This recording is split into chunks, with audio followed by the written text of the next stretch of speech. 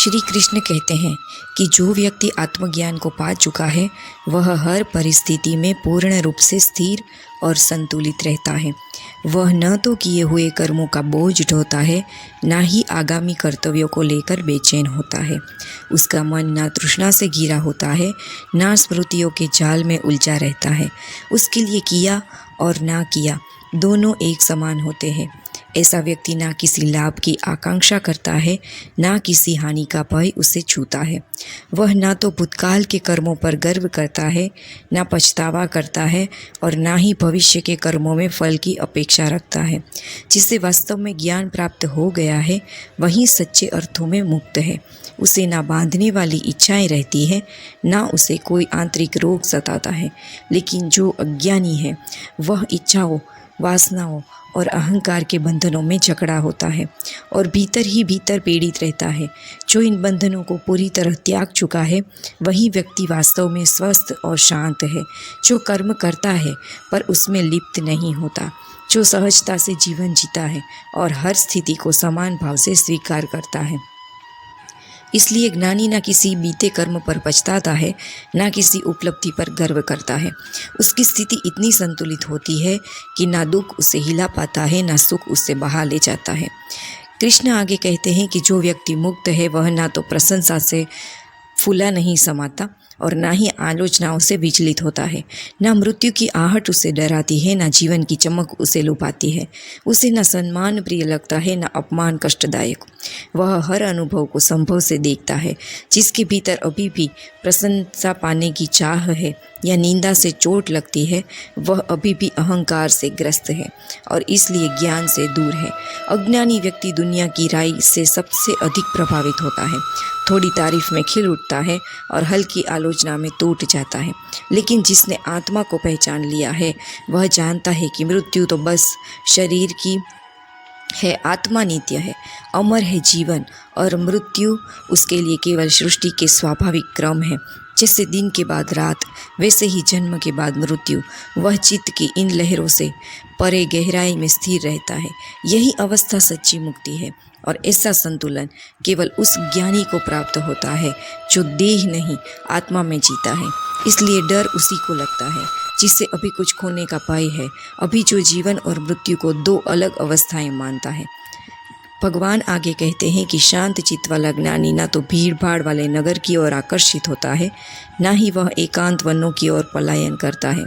वह जहाँ भी हो, जैसे भी हो, हर स्थिति में पूर्ण संभाव में रहता है, क्योंकि दौड़ता वही है जिसे कुछ चाहिए, चाहे वह संसारिक सुख हो या मोक्ष की कामना। वासना तो वासना ही है, लेकिन जिसने परम सत्य को जान लिया, आत्मा को प्रत्यक्ष अनुभव कर लिया, जिसने भीतर अब कोई अभाव शेष नहीं रहा, उसकी दौड़, उसकी खोज अब समाप्त हो जाती है।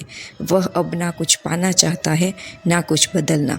उसे सृष्टि के कण कण में वही एकत्व दिखता है जिसमें उसे गहरी शांति और समता जन्म लेती है। ऐसा ज्ञानी न समय से बंधा होता है, न स्थान से। वह हर जगह, हर परिस्थिति में एक समान स्थिर और संतुलित बना रहता है। जैसे शांत सरोवर की सतह, न लहर का विक्षोभ, बस गहराई और मौन। चाहे वह नगर का कोलाहल हो या वन का एकांत, महलों की भव्यता हो या झोपड़ी की सादगी, एक सच्चे ज्ञानी के लिए इन बाहरी रूपों में कोई भेद नहीं रह जाता।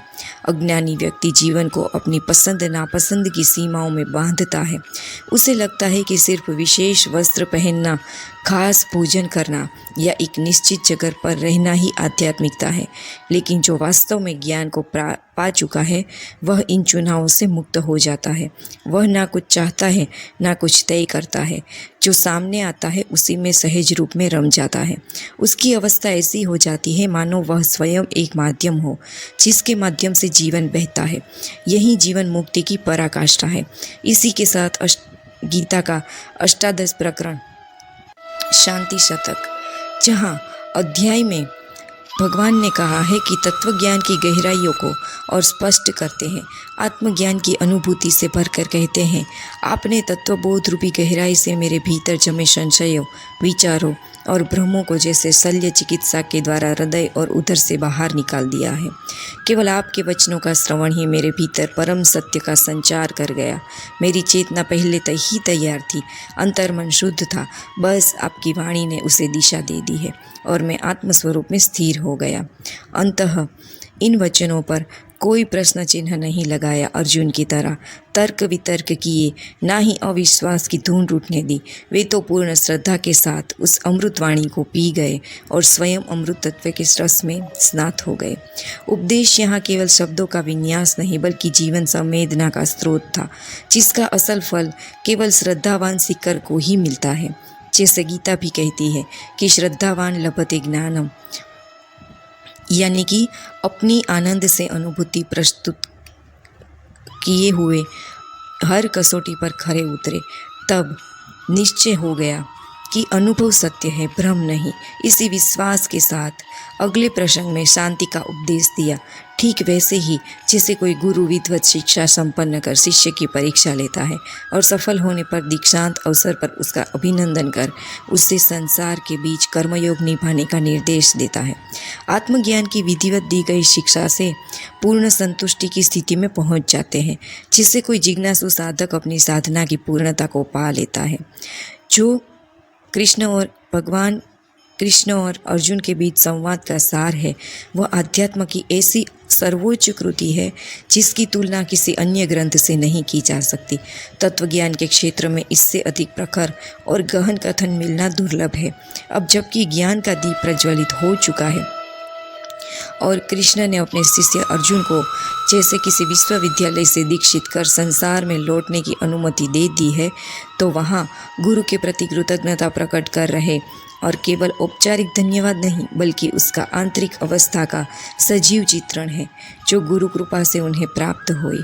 अर्जुन, आत्मज्ञान एक सूक्ष्म शल्य चिकित्सा की तरह है, जहाँ भीतर जमे भ्रम, द्वंद्व, वासनाएं और अज्ञान के अवयव काट कर हटा दिए जाते हैं और अंततः जो शुद्ध बचता है वह आत्मस्वरूप ही होता है।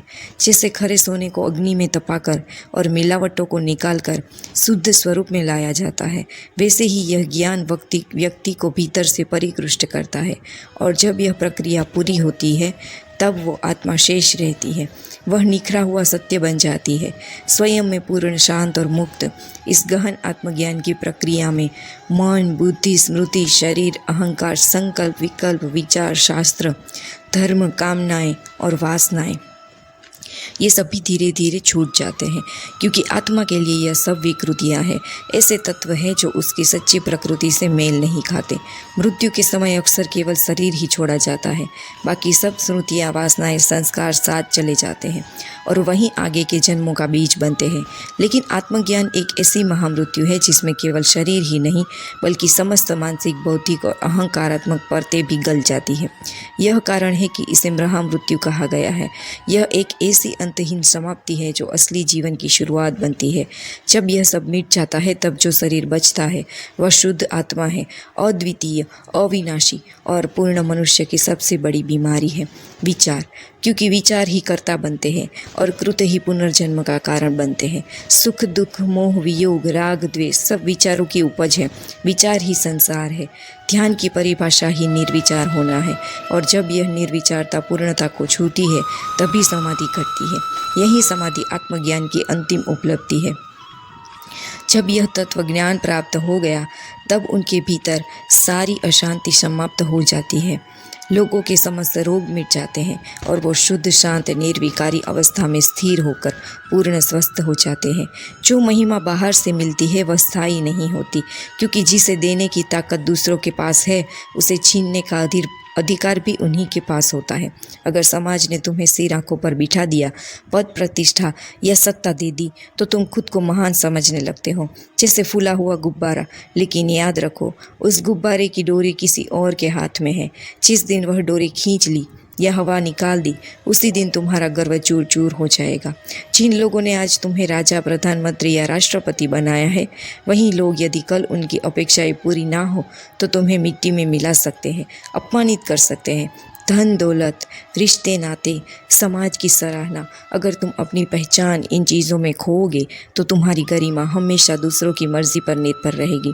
असली महिमा वही है जो भीतर से आगे आए, आत्मा से उपजे, और जो कोई छीन नहीं सकता, और जो कोई स्थिति में सम्मान की मोहताज नहीं होती, क्योंकि चाबी जब दूसरों के हाथ में होती है तब वह तुम मालिक नहीं होते, केवल कठपुतली बन जाते हो। जहाँ जैसे हिलाया जाया वैसे ही नाचते हो, और इसी नाच को तुम महिमा समझ बैठते हो। लेकिन जनक कहते हैं, मैंने उस आत्मा की महिमा को पा लिया है जो किसी की दी हुई नहीं, मेरी अपनी है, जिसे ना कोई छीन सकता है ना ही मिटा सकता है। यही मेरी आत्मा, मेरी सच्ची महिमा है। यही मेरा परम सत्य है जो सदा मेरे साथ रहेगा, जबकि बाकी सब धन, रिश्ते, पद, पहचान कभी भी मुझसे अलग हो सकते हैं। आत्मा ही वह स्थायी ज्योति है जो कभी बुझती नहीं। उसके भीतर अपनी महिमा का अनुभव नहीं। वह दूसरों से मान सम्मान मांगता है, लेकिन जो आत्मसिद्ध है वही वास्तव में श्रेष्ठ है। इस निजी महिमा तक पहुंचने के लिए धर्म, अर्थ, काम, विवेक, साधना, ध्यान, जप, पूजा, गुरु शास्त्र और सत्संग, यह सब केवल मार्ग है, सीढ़ियाँ हैं। पर जब मंजिल मिल जाए तो उन सीढ़ियों को ढोते फिरना भी एक नया बोझ बन जाता है। आत्मज्ञान की पूर्णता में साधन भी पीछे छूट जाते हैं, अनावश्यक हो जाते हैं। शास्त्रों में कहा गया है कि जब कोई व्यक्ति नदी पार कर लेता है तब नौका की आवश्यकता समाप्त हो जाती है। उसे ढोता फिरना समझदारी नहीं, मूर्खता है। ठीक वैसे ही आत्मज्ञान मिलने के बाद सभी साधन निरर्थक हो जाते हैं, क्योंकि उनका उद्देश्य पूर्ण हो चुका होता है। अज्ञान की स्थिति में ही हमें द्वैत का भ्रम होता है। लगता है कि मैं और तुम अलग हैं, सुख और दुख अलग है, मेरा और तेरा अलग है। लेकिन जैसे ही आत्मा का बोध होता है, यह भ्रम तिरोहित हो जाता है। ज्ञानी देखता है कि सब कुछ उसकी एक सत्य से उत्पन्न हुआ है, सब उसी का ही विस्तार है, और यही अद्वैत है।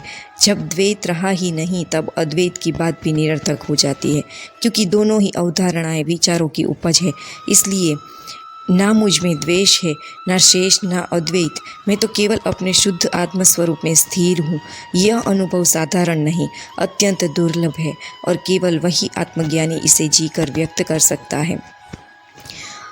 ये घोषणा दर्शाती है कि जब कोई अपनी महिमा में स्थिर हो जाता है तो धर्म भी साधन मात्र रह जाता है, उसे भी पीछे छोड़ना पड़ता है, क्योंकि सर्वधर्म, सभी नियम केवल उस अंतिम उपलब्धि तक पहुंचाने के माध्यम है। उसे पा लेने के बाद साधनों का बोझ उठाना केवल एक नया बंधन बन जाता है। आचरण, कर्मकांड, योग, भक्ति, पूजा पाठ जैसी तमाम विधियाँ दरअसल केवल साधन है, आत्मज्ञान की दिशा में कदम बढ़ाने उपाय। साधक अज्ञान में है, लेकिन जैसे ही ज्ञान का सूर्य भीतर प्रकाशित हो जाता है, यह सारी विधियाँ अपने आप छूट जाती है, क्योंकि अब उनका प्रयोजन पूर्ण हो चुका है। धर्म का भी अर्थ किसी प्रथ, संप्रदाय या मजहब से नहीं, बल्कि उस प्रक्रिया से है जो आत्मा की ओर ले जाए। वह दिशा ही धर्म है। जब आत्मज्ञान को उपलब्ध होते हैं तो अब मेरे लिए ना कोई भूत है, ना भविष्य, ना वर्तमान, और ना ही कोई स्थान। मैं तो नित्य अपनी ही महिमा में स्थित हूँ। यह वही अवस्था है जहाँ समय और स्थान की सीमाएं टूट जाती है, जहाँ ना कोई काल का बंधन रह जाता है, ना किसी दिशा या स्थान का निर्धारण। आत्मा अजन्मा है, शाश्वत है, ना उसे बनाया जा सकता है, ना मिटाया जा सकता है। वह ना रूप में है, ना आकार में, ना स्पर्श में है, ना गंध में। वह तो पहले भी थी, अब भी है, और सृष्टि के अंत के बाद भी बनी रहेगी। आत्मज्ञानी वही होता है जो इस सत्य को न केवल जानता है बल्कि उसे अपने अस्तित्व में जीता है। इसलिए जब कोई आत्मज्ञानी व्यक्ति आत्मा को वास्तव में पहचान लेता है तो वह ब्रह्म को जान ही लेता है, और वह उसकी पूर्णता की है, वही उसकी अंतिम पहचान बन जाती है। इसी भाव को प्रकट करते हुए अब मैं आत्मा में रचा बसा हूँ, आत्मस्वरूप में स्थित हूँ, इसलिए वह मेरी असली महिमा है। वे आगे कहते हैं कि अब मेरे लिए न आत्मा है, न अनात्मा, न शुभ न अशुभ, न चिंता है न अचिंता, क्योंकि जो अपनी स्वप्रकाशित स्थिति में ठहर गया हो उसके लिए यह सभी द्वंद्व केवल मन के भ्रम है। आत्मा, परमात्मा, ईश्वर या ब्रह्म जैसे शब्दों ने केवल नाम को खेलों में उलझा कर रखा और सत्य को ढक दिया। मानो वह कोई वस्तु हो जिसे देखा, छुआ या पाया जा सके। लेकिन जो ध्यान की गहराई तक उतर जाते हैं वे बताते हैं वहाँ कुछ दिखता नहीं, कुछ मिलता नहीं, पर कुछ ऐसा घटता है जो शब्दों से परे है। फिर भी अनुभव को व्यक्त करने की चाह में उन्होंने नाम दिए जो बाद में भ्रम बन गए और सत्य की जगह प्रतीकों ने ले ली।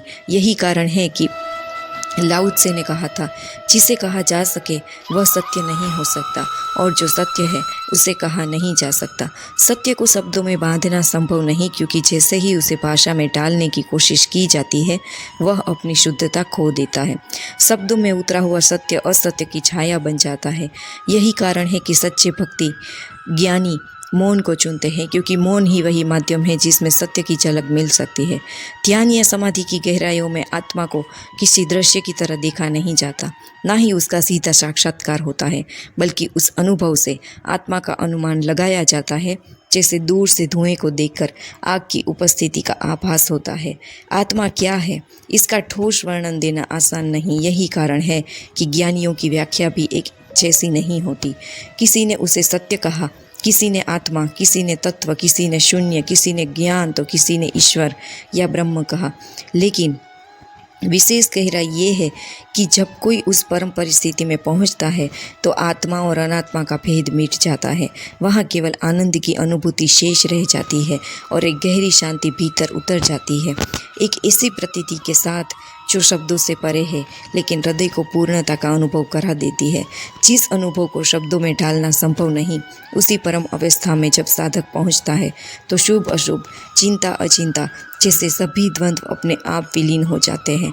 जैसे गहरे सन्नाटे में सारी आवाज़ें खो जाती है। वहाँ ना कोई विचार रहता है, ना कोई भावना, केवल शुद्ध चैतन्य, एक जागरूक मौन शेष रह जाता है। यही आत्मबोध की पराकाष्ठा है, जहाँ ज्ञानी को किसी बाहरी महिमा की आवश्यकता नहीं होती, क्योंकि वही उसकी असली महिमा बन जाती है।